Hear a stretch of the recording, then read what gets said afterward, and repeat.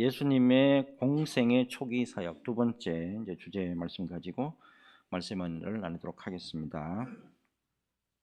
무명 가수가 거리에서 노래를 불러요. 열심히 노래를 부르기는 하는데 사람들이 무관심합니다. 그래서 이 사람이 생활이 굉장히 어려워집니다. 어느 날 밤에 노숙자 쉼터에서 이제 잠을 청해요. 근데 그때 이제 고양이 한 마리가 나타나요. 주인을 찾아주기 위해서 이래저래 고양이를 안고 돌아다녀 보는데 그 누구도 그 고양이에게 관심 가져주는 사람이 한 사람도 없습니다. 그래서 고양이를 다시 길에 내놓을 수밖에 없었어요. 얼마 후 이제 길에서 다시 이제 고양이를 마주쳤는데 고양이가 상처를 입었어요. 그래서 가수가 고양이를 치료하기 위해서 마지막 남은 지폐 한 장을 약값으로 이제 지불을 합니다. 다음 날 이제 가수가 다시 거리에서 노래를 부르는데 그 고양이가 나타나요. 그리고 어깨에 올라가 가지고 막 애교를 부립니다.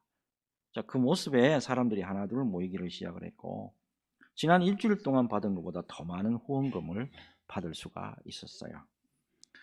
여러분, 성탄이 가까이 오고 또 성탄이 다가오게 되면 연인과 친구와 가족과 함께하는 모임들로 마음이 들뜨곤해요. 그러나 이 무명 가수와 고양이처럼 때로는 세상의 가장자리에서 외롭게 보내는 이웃들이 없지 않아 있다라는 것을 여러분 기억하실 필요가 있어요. 낮고 소외된 자리에 찾아오신 예수님의 탄생, 이거를 기억하면서 우리 또한 외로운 이웃에게 손을 내밀 수 있으면 참 좋겠습니다. 잠언서 11장 25절에 이런 말씀 있잖아요. 구제를 좋아하는 자는 풍족하여질 것이요 남을 윤택하게 하는 자는 자기도 윤택하여지리라. 여러분, 성탄절이 다가오고 있습니다. 예수님이 낮고 어렵고 또 힘들고 소외되고 고난받는 이 땅의 백성들을 위해서 오셨잖아요. 그리고 예수님의 관심이 어디 있느냐? 바로 그런 사람들에게 있다. 이런 걸 여러분 우리가 잊으시면 안 됩니다.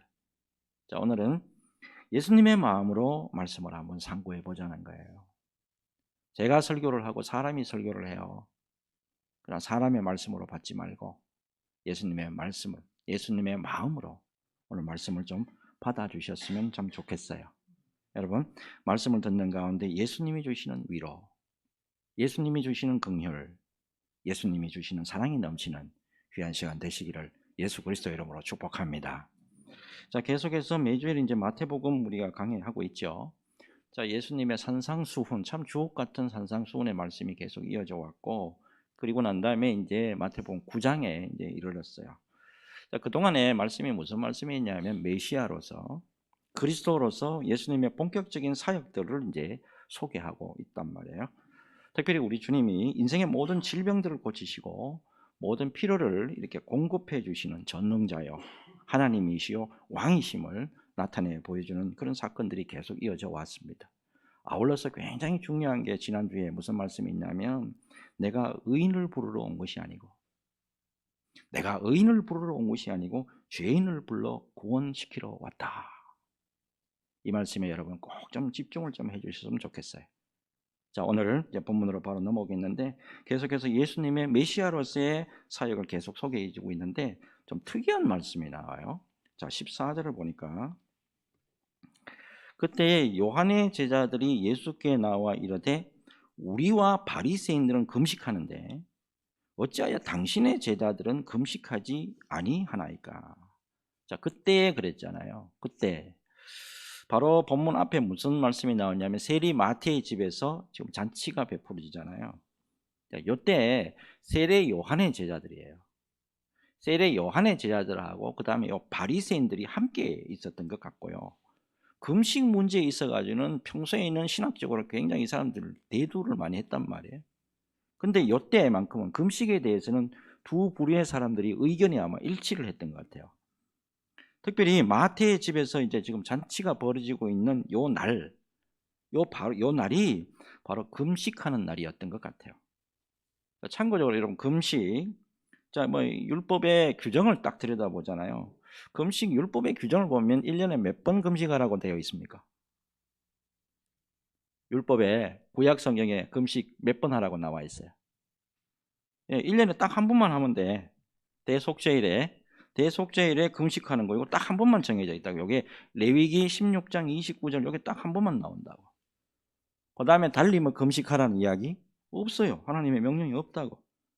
근데 열심히 특심하신 거야. 바리새인들 그리고 일부 엄격한 유대인들이 한 번만 금식해라는데도 불구하고 열심히 특심을 해가지고 월요일에도 금식하고 목요일에도 금식하고 금욕생활을 했다 이 말이에요. 세례 요한도 아무래도 그런 걸 아마 전통을 받아가지고 자기 제자들에게 아마 그렇게 가르쳤던 것 같아요. 그런데 예수님이 금식은 부정하지는 않으셨어요. 예수님조차도 어때요? 40일 금식하셨잖아요. 그죠? 그런데 제자들에게 야, 내가 40일 금식을 했는데 너희들 뭐 하고 있어? 내가 금식했는데 너희들도 금식해야지 라고 하신 분이 아니었다 이 말이에요. 자, 근데 문제는 바리새인들과 엄격한 유대인들이 금식을 뭘로 생각했냐면 구원의 방편으로 생각했다 이 말이에요. 이게 이제 문제라. 하지만 예수님의 제자들은 구원을 베푸시는 하나님의 아들과 지금 함께하고 있다고요. 예? 구원을 베푸시는 하나님의 아들, 전능하신 하나님과 함께하고 있는데 금식할 필요가 없지 않겠느냐. 자, 이 말씀을 계속 지금 하시는 거예요. 사실은 15절에 예수께서 그들에게 이르시되 혼인집 손님들이 신랑과 함께 있을 동안에 슬퍼할 수 있느냐. 그러나 신랑을 빼앗길 날이 이르리니 그때는 금식할 것이니라. 자, 유대인들의 혼인 풍습에 대해서 말씀하고 있는 거잖아요. 혼인잔치가 얼마 동안 진행되죠? 일주일이에요. 혼인잔치 일주일 동안 계속 된단 말이에요. 자, 특별히 혼인잔치 그 가운데 금식일이 껴 있잖아요. 월목 이렇게 돼 있잖아. 이렇게 껴 있으면 혼인잔치 기간이기 때문에 금식 안 해도 된다고. 왜 그러냐면 금식으로 인해서 기쁨이 있어야 할 혼인잔치를 망치지 않기 위함이었는데 이 금식하는 데 특별히 또 뭐를 해야하면 애곡해야 돼. 애곡 있잖아요. 그건 애곡을 해야 되는 게 이 동반이 됐다 이 말이에요. 그래서 이 애곡을 이거 기록을 보잖아요. 이 애곡하기 위해서 여자 둘이가 또 고용이 됐어요. 또 그런 기록이 있다고. 예수님이 바로 요 점을 딱 지적하시는 거예요. 신랑이 누굽니까 이때? 이때 신랑이 누구예요? 예수님이잖아. 예수님이 이 세상에 계시는 동안에는 제자들이 애곡하고 예수님 지금 살아 계신단 말이야. 예수님 지금 역사하고 계신다고. 예수님 지금 사역하고 계신다고. 이때는 애곡하고 그런 금식 적절하지 않다. 이게 이제 예수님의 말씀의 골자예요. 그런데 이런 말씀 하시잖아요. 신랑을 빼앗길 날이 이르리니 그랬단 말이야. 신랑을 빼앗길 날이 이르리니 예수님이 십자가에 못 박혀서 돌아가실 때가 있다 이 말이야. 이때는 신랑과의 이별로 인해서 슬픔에 잠겨서 금식할 수밖에 없을 것이다. 이 말씀 주시고 있는 거예요. 결론이 중요한 거예요. 금식에 대한 결론은 뭐냐면 16절과 17절이라고 같이 읽습니다. 시작. 생배 조각을 낡은 옷에 붙이는 자가 없나니 이는 기운 것이 그 옷을 당기어 헤어짐이 더하게 되며 새 포도주를 낡은 가죽 부대에 넣지 아니하나니 그렇게 하면 부대가 터져 포도주가 쏟아지고 부대도 버리게 됨이라. 새 포도주는 새 부대에 넣어야 둘이 다 보존되느니라. 아멘. 생배 조각, 그 다음에 뭐 낡은 옷, 새 포도주, 그 다음에 낡은 가죽 부대, 예화 말씀이죠. 지금 모두 복음과 유대 전통이에요. 복음과 유대 전통 이거 조화 안 된다 이 말입니다. 쉽게 이야기하면. 특별히 17절 끝부분이죠. 새 포도주는 새 부대에 넣어야 둘이 다 보존된다 이렇게 말씀한다고요. 둘이 다 보존된다. 예수님의 생명력이 있는 복음, 예수님이 주시는 생명력이 넘치는 이 복음은 유대주의 낡은 사고로 이게 수용이 안 된다 이 말이에요. 결국에 생명력 넘치는 예수님의 복음을 받아들이기 위해서는 유대의 낡은 전통, 위신적인 행위 이거 버려야 합니다 이거예요. 형식적으로 금식하고 형식적으로 기도하는 거 이게 아니고 새 포도주, 예수님의 복음을 믿고 받아들여야 구원의 진정에 이르게 된다 이 말씀이잖아요. 기독교 역사를 보죠. 주후 6세기부터 16세기입니다. 1000년 동안에 1000년 동안에 소위 말하는 그때의 교회가 중세 교회라고 말하고 가톨릭 교회라고 말하잖아요. 이 사람들이 유대인들하고 똑같은 사고를 가지고 있었다고. 성경 말씀에 입각해서, 하나님 말씀에 입각해서 구원으로 들어가는 게 아니고 교회 유전과 교회 전통 잘 지키면 구원에 이룰 수 있다라고 복음을 왜곡해서 가르쳐 놨다 이 말이에요. 미사, 예배 잘 드리고 선한 일 많이 하고 교회 헌신 많이 하고 유전과 전통 지키면 천국에 이릅니다. 이따구로 가르쳤다 이 말이에요. 이에 이제 1517년 10월 31일이죠. 마틴 루터가 가톨릭을 향해서 분명히 지적하잖아요. 오직 의인은 믿음으로 말미암아 살리라. 예수 그리스도를 믿음으로만 구원에 이른다. 정확하게 복음을 제시를 했다 이 말이에요. 새 포도주 복음에 대한 깨달음과 복음에 대해서 굉장히 역설했던 것이 바로 마틴 루터 아닙니까? 자, 이 한 사람이 깨어 있는 관계로 말미암아서 교회의 생명력이 살아나게 되잖아요. 현대교회 있잖아요. 현대교회도 자칫 잘못하면 교회 전통과 교회 역사를 이걸 진리로 착각한단 말이에요. 교회 전통과 역사가 필요 없다 그 말이 아니에요. 그 말이 아니고 새 포도주 예수 그리스도의 복음이에요. 새 포도주, 이 새 포도주만이 우리에게 길과 진리와 생명에 이르게 한다라는 것에 바로 서 있어야 된다 이 말이에요. 근데 감사하게도 우리는 이미 새 포도주 마시고 있잖아요. 새 포도주 마시고 있고 주님의 귀한 은혜 속에 지금 살고 있잖아요. 그런데 중요한 게 이거예요. 한편으로 말이요. 한편으로 돌아보면은 우리가 새 포도주를 마실 만한 그런 귀한 은혜에 합당한 삶을 살고 있느냐 이거. 이거를 깊이 한번 생각해 보자고. 주님이 값없이 부어주시는 은혜가 아니었다. 주님이 값없이 부어주시는 은혜가 아니었다고 한다면 우리는 어떤 사람이에요? 민족의 반역자 레위처럼 그리고 유전과 전통만 아는 바리새인들처럼 그렇게 살다가 바깥 어두운 곳에 쫓겨나가지고 슬피 울리며 이를 갈며 그런 고통 속에 살아야만 했을지도 모른다 이 말입니다. 여러분 우리가 항상 잊지 말아야 할 것 중에 하나가 뭐냐면 주 예수님의 은혜 안에 우리가 들어와 있기는 해요.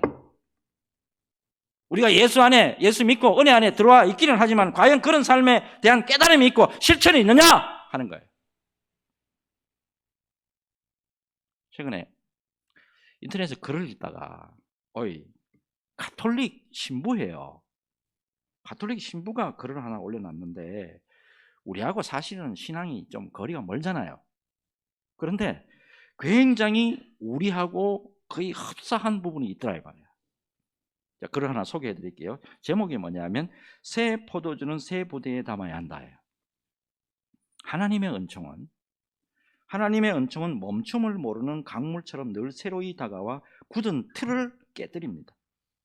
새 포도주가 은총이라면 새 부대는 그 은총을 받아들일 우리의 내적 태도입니다.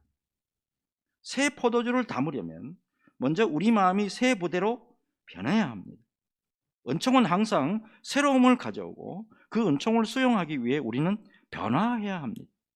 마지막이 좀 가슴에 와닿던데 낡은 부대에 집착하면 새 포도주는 향기를 잃습니다. 오늘 하루도 우리 안에 부어주시는 새 은총을 담기 위해서 날마다 마음을 새 부대로 빚어가는 은총의 날 되시기 바랍니다.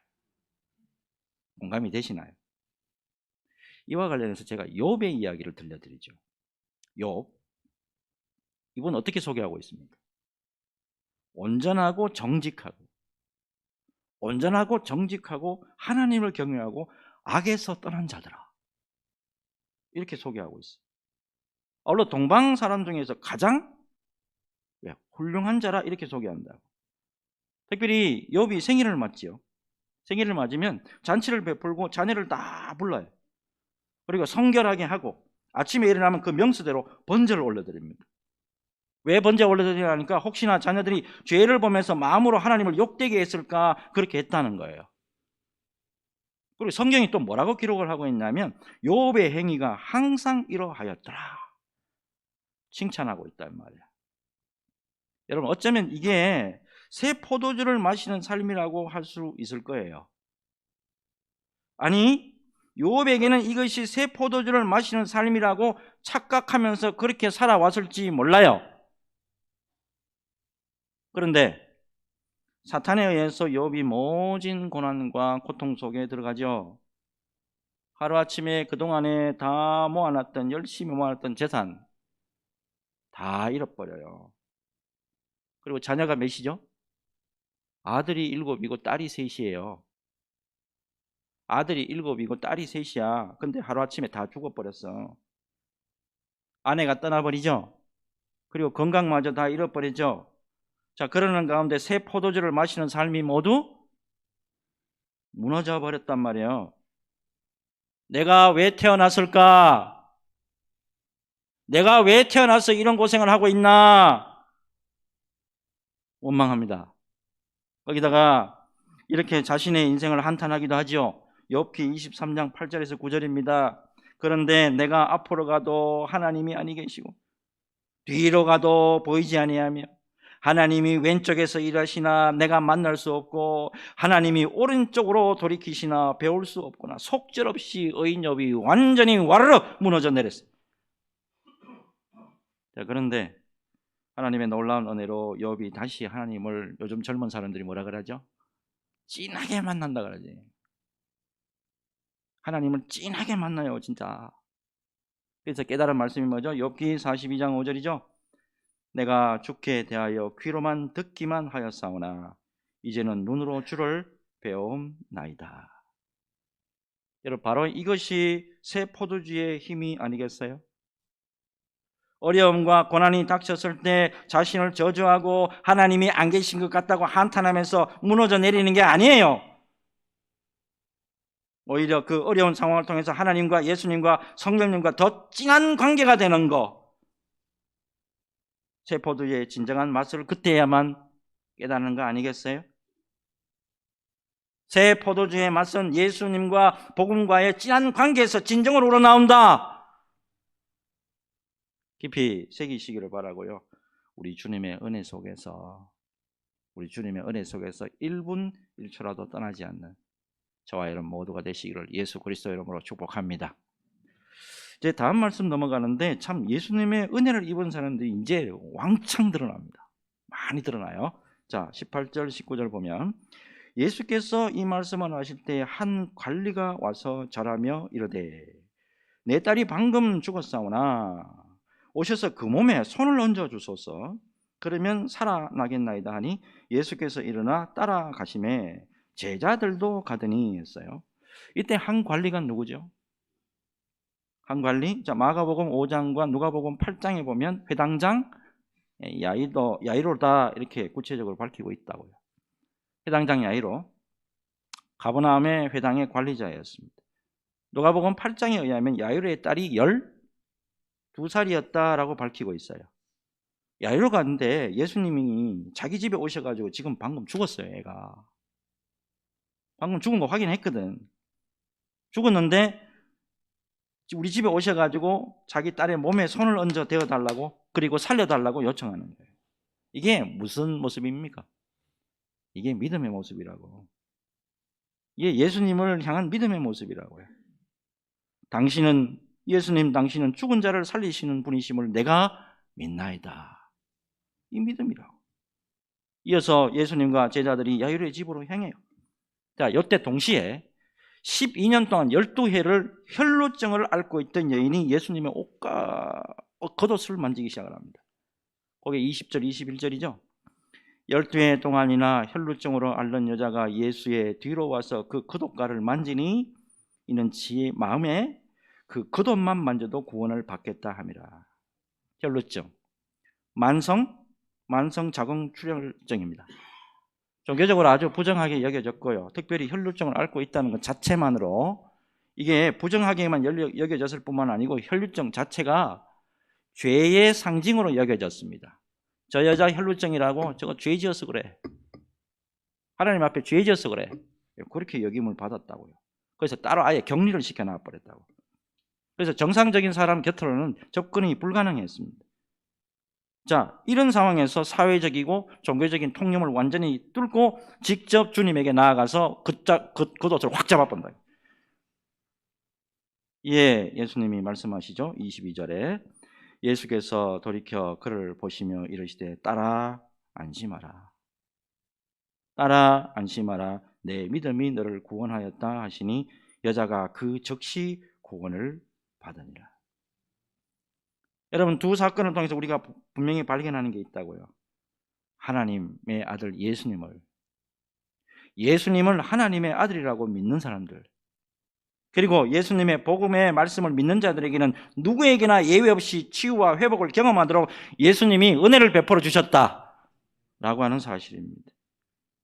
특별히 우리가 꼭 명심해야 될 부분이 있는데, 자, 25절 마지막으로 같이 한번 읽읍시다.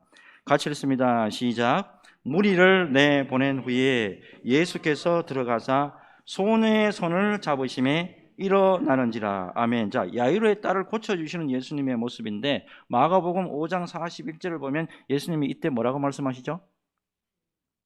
달리다굼, 소녀야 일어나라, 이거예요.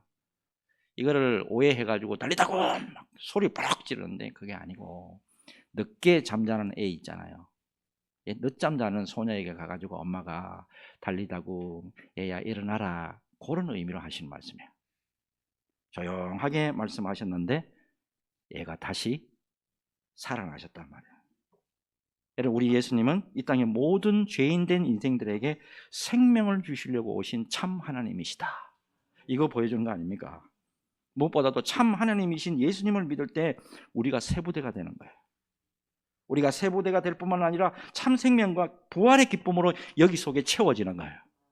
이 은혜가 저와 여러분들에게 넘치시기를 예수님의 이름으로 축복합니다.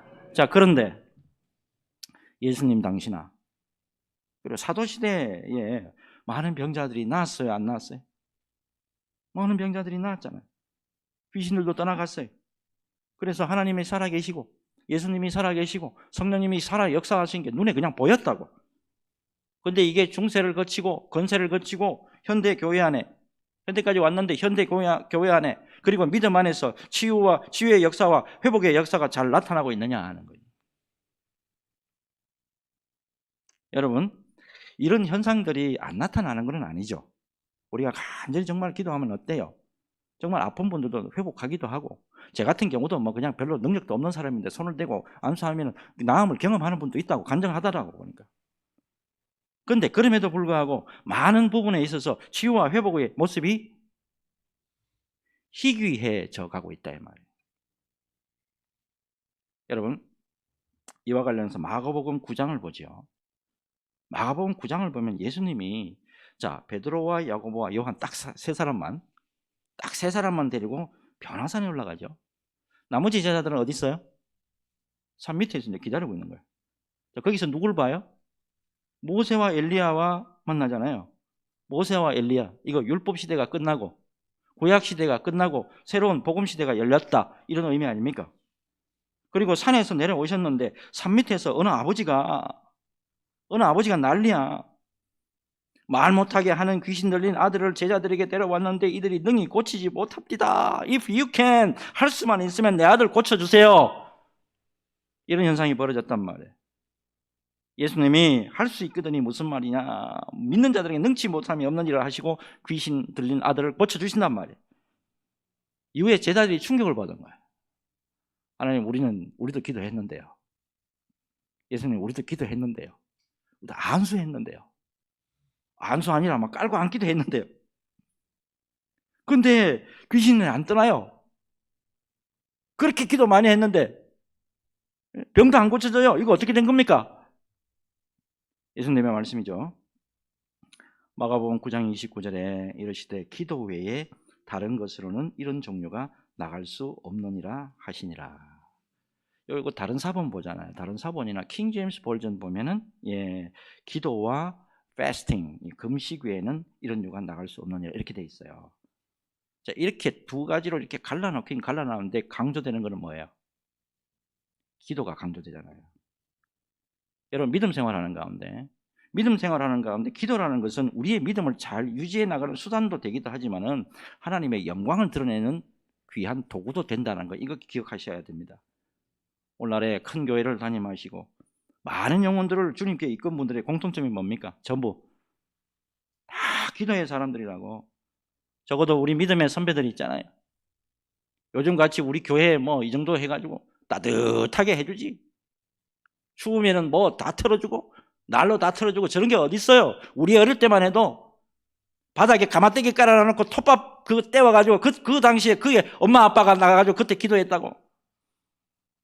그런 데서 적어도 1시간이고 많게는 몇 시간씩, 더 많게는 7시간씩 기도하면서 그분들의 기도 때문에 오늘의 한국 교회가 든든히 서 있는 거고 그 다음 세대가 든든히 서 있는 거란 말이야. 특별히 그분들이 눈물로 기도하고 그 추운 곳에서 그렇게 금식하고 기도하고 눈물로 기도한 그것 때문에 병들이 나아가고 귀신이 떠나가고 저주가 떠나가는 거 아닙니까? 무엇보다도 일선 목회에 있는 목사의 한 사람으로서 오늘날 주님 앞에 있잖아요. 오늘날 주님 앞에 순수하게 오래 기도하는 모습들이 너무너무 희귀해져 간다. 이거 제만의 생각이었으면 좋겠어. 부천 행복한 교회 담임하고 계시는 신경직 목사님이 책을 하나 썼어요. 책 제목이 뭐냐면 위대한 기도의 사람들. 위대한 기도의 사람들이라는 책이에요. 여기에 건국대학교 우리 유명한 분이죠. 교수인데 유태영 박사님. 유태영 박사님의 특별한 이제 기도 이야기를 소개하고 있어요. 유태영 박사님 초등학교 5학년 때 이제 예수님을 믿게 됩니다. 자, 산골 마을 교회에서 새벽 기도 다니기 시작합니다. 이 초등학교 5학년짜리가 시골에서 중학교 졸업하고 이제 서울에 올라와가지고 이제 고등학교 다니는데 구두 닦기를 했어요. 구두 닦기를 하면서 그래도 그 피곤할 텐데 매일 또 새벽 기도에 또 빠지지 않아요. 어느 날입니다. 유학에 대한 이야기를 듣고 기도하기 시작합니다. 하나님, 아무것도 가진 것이 없는 저지만은 하나님의 은혜로 유학 갈 수 있도록 길을 열어주세요. 아주 순수하고 아주 단순한 기도예요. 선진 농업국가인 덴마크로 가가지고 가난한 농촌을 잘 살게 하는 길이 뭔가 배우기를 결심하고 덴마크에 가서 공부하고 싶다는 내용으로 편지를 썼는데 영어로 썼어요. 영어로 쓰긴 썼는데 처음에 그 편지를 그 다음 이제 영어로 쓰긴 썼는데 누구에게 보내줘야 되는 거야? 덴마크 유학 가고 싶으면 이 누구인데 보내야 될지 몰라가지고 또 기도합니다. 근데 성령께서 뭐라고 암시를 주시냐면 덴마크에서 가장 높은 사람에게 보내라. 덴마크에서 가장 높은 사람이 또 누구냐 말이야. 근데 이 사람 대단해요. 편지 봉투에다가 어떻게 쓰냐면 프레드릭 9세 국왕. 그 당시에 덴마크에서 가장 높은 황제가 누구냐면 프레드릭 9세야. 프레드릭 9세 국왕 코펜하겐 덴마크라고 해서 보낸 거예요. 이 박사님이요, 이것이 하나님의 뜻에 합당하다면 반드시 좋은 소식이 있을 것이다. 하나님은 전지전능하신 분이기에 불가능한 없다 라고 믿고 편지를 우체국에 가서 붙여버려요. 편지를 보내놓고 기도한 지 40일이 지난 어느 날입니다. 국제 우편 한 통이 날아옵니다. 덴마크 외무성에서 왕복 비행기표가 날아옵니다. 하나님 감사합니다. 시골뜨기 소년에게 해외 유학의 길을 열어주셨군요. 놀랍게도 덴마크 국왕이 한국의 구두닦이 한 청년을 유학생으로 초청해 줬어요. 그렇게 해서 박사님이 덴마크에 가서 유학 성공적으로 마치고 이어서 이스라엘 가서 공부하잖아요. 이스라엘 공부해가지고 우리나라에 박사학위 받고 와가지고 우리나라 건국대 교수 됐잖아요. 오해하지 마시기 바랍니다. 성공이 다가 아니에요. 제가 성공에 대한 이야기 지금 그 기도해가지고 이렇게 성공했다 그 말 하려고 하는 게 아닙니다. 성공이 다가 아니고 뭐가 잘 되는 게 다가 아니에요. 뭐가 중요하냐면 이런 순수하게 주님 앞에 기도하는 모습들이 많이 나타날 때 하나님의 살아계신 역사가 계속될 것이다. 이 말씀 드리고 싶은 거예요. 말씀 깊이 새기시고 변함없는 기도 생활을 통해서 하나님의 치유함과 회복 그리고 생활 모든 영역에서 우리 하나님의 영광을 드러내는 저와 여러분 모두가 되시기를 예수 그리스도 이름으로 축복합니다. 주님